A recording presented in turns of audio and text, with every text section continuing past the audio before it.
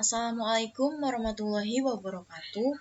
Kembali lagi dengan saya, Yasabella Putri Aribawa dengan NIM 112111279 dari Prodi Akuntansi STIE Bank BPD Jateng.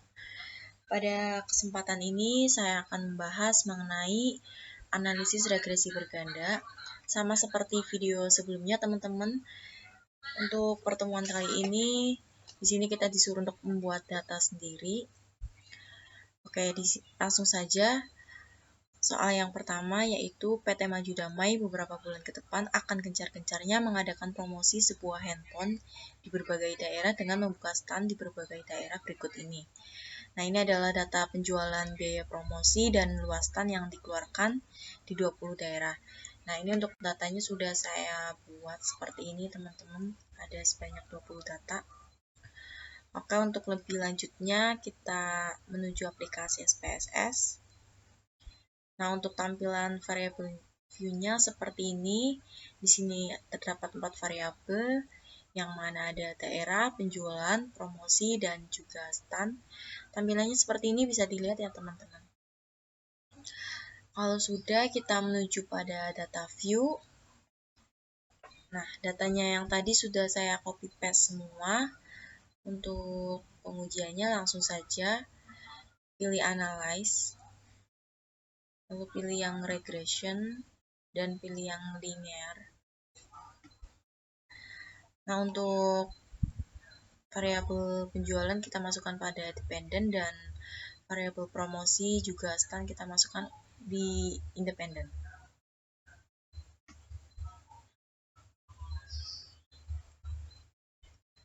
Oke, kalau sudah seperti ini kita klik statistik. Seperti biasa, ini yang kotak-kotak ini kita checklist semua ya. Lalu klik continue, lalu pilih plot.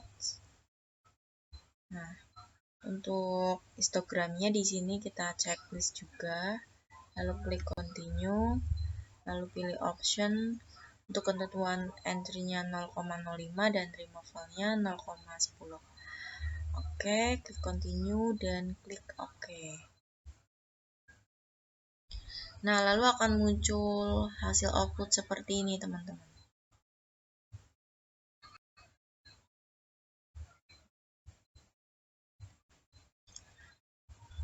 Nah, untuk analisis yang pertama yaitu pada tabel deskriptif statistik bisa dilihat, yaitu min dari penjualan adalah sebesar 236,55 dengan standar deviasinya sebesar 63,077. Lalu min dari promosi yaitu sebesar 38,95 dengan standar deviasinya sebesar 15,632. Lalu untuk min dari stand adalah sebesar 187,85 dengan standar deviasinya sebesar 34,058. Lalu untuk jumlah data yang tersebar atau nilai N-nya dari ketiganya, dari ini teman-teman penjualan, promosi, dan juga stand yaitu sebesar 20. Oke, lanjut pada tabel korelasi. Analisisnya yaitu nilai korelasi menunjukkan angka sebesar minus 0,066 antara penjualan dan promosi. Nah, hal ini menunjukkan bahwa hubungan antara penjualan dan promosi itu adalah lemah. Lalu nilai korelasi menunjukkan angka sebesar 0,104 antara penjualan dengan stand.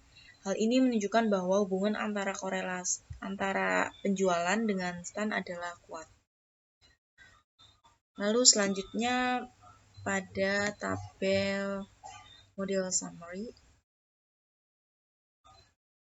Nah, pada kolom R menunjukkan angka koefisien korelasi yaitu sebesar 0,173. Hal ini menunjukkan bahwa hubungan antara variabel sangat kuat.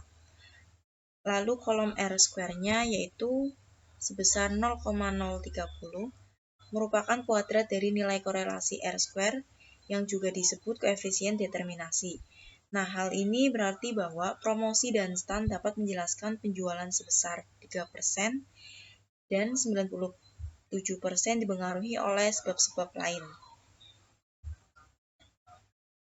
Lalu pada kolom standar error of the estimate-nya yaitu nilainya sebesar 65,674.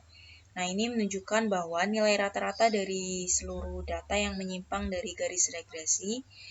Hal ini menandakan bahwa model regresi ini tidak baik digunakan karena standar deviasinya sebesar 65,674 itu lebih besar dibandingkan dengan standar deviasi penjualannya sebesar 63,077.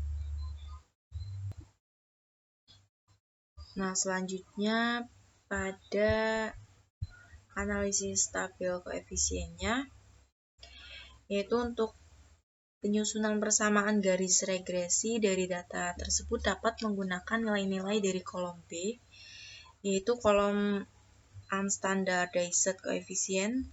Dari kolom B ini didapat konstan sebesar 196,933, sedangkan untuk nilai koefisien variabel promosinya sebesar minus 0,649 dan koefisien variabel stannya sebesar 0,346. Nah, sehingga dapat disimpulkan persamaan garis regresi yaitu Y sama dengan 196,933 ditambah min 0,649 X1 ditambah 0,346 X2, di mana Y itu sebagai variabel penjualan, X1 sebagai promosi, dan X2 sebagai variabel stand. Oke, selanjutnya soal yang nomor 2, yaitu suatu perusahaan memiliki data usia, income salesperson, dan pengalaman kerja sebagai sales. Perusahaan itu ingin membuat model regresi berganda untuk memprediksi income berdasarkan usia dan pengalaman kerja. Nah, datanya dapat dilihat pada tabel di bawah ini. Bisa dilihat ini, teman-teman.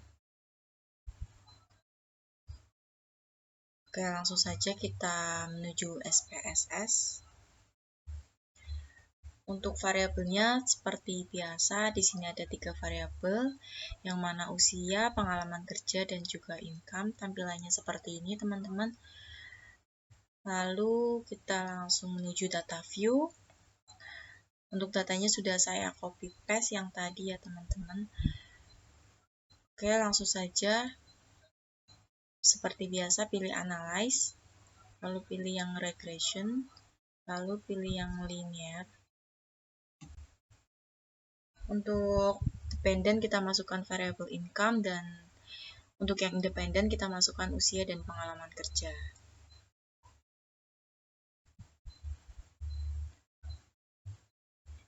Oke, kalau sudah seperti ini kita pilih statistik. Seperti biasa, kotak-kotak ininya kita checklist semua, teman-teman. Lalu klik continue. Lalu pilih plots. Untuk histogramnya juga kita checklist. Lalu klik continue. Lalu pilih option. Untuk ketentuannya seperti ini, teman-teman, masih sama. Oke, klik continue. Dan klik OK. Nah, maka akan keluar output seperti ini ya, teman-teman.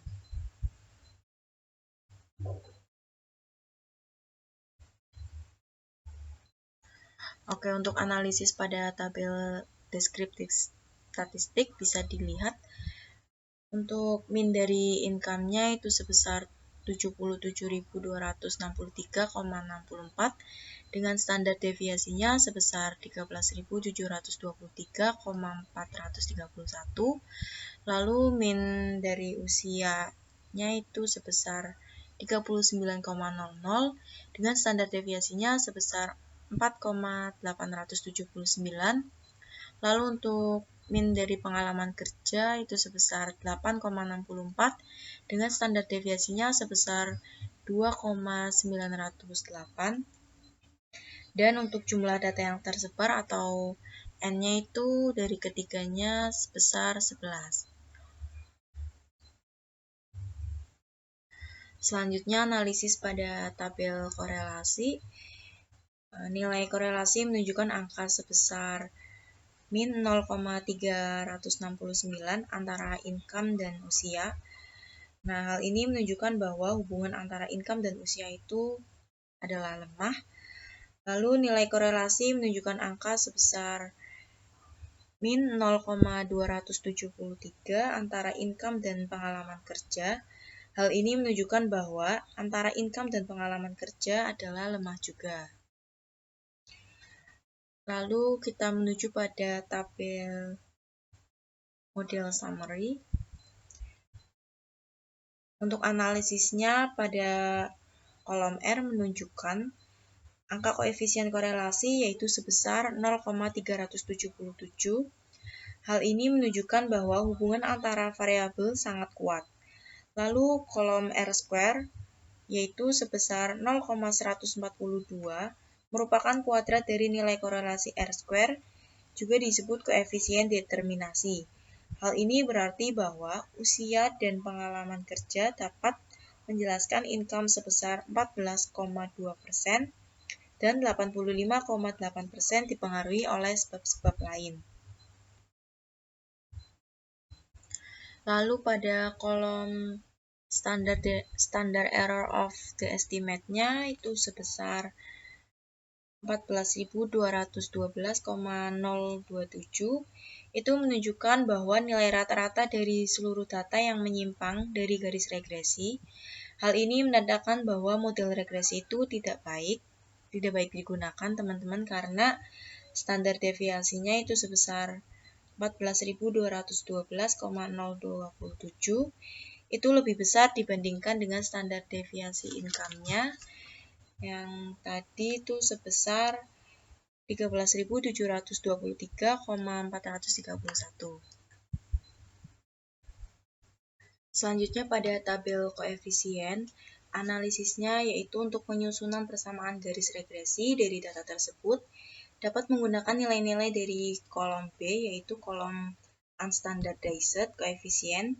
Dari kolom B ini didapat konstan sebesar 115.724,575, sedangkan untuk nilai koefisien variabel usianya yaitu sebesar min 889,216.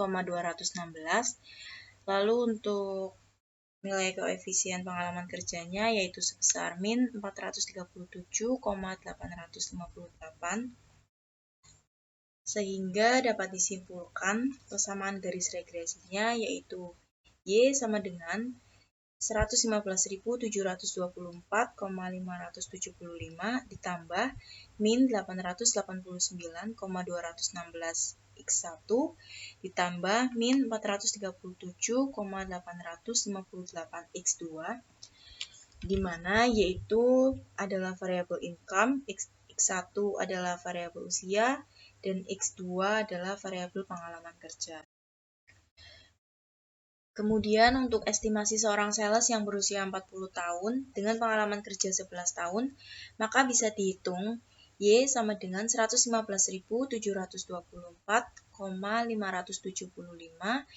ditambah min 889,216 dikali 40 ditambah min 437,858 dikali 11, maka hasilnya adalah Y sama dengan 115.724,575 ditambah min 35.568,64 ditambah min 4.816,438, maka hasil akhirnya adalah Y sama dengan 75.339,497. Dan selanjutnya ini untuk tampilan histogramnya seperti ini, teman-teman bisa dilihat. Oke, sekian saja video dari saya. Kurang lebihnya mohon maaf apabila ada salah kata. Terima kasih. Wassalamualaikum warahmatullahi wabarakatuh.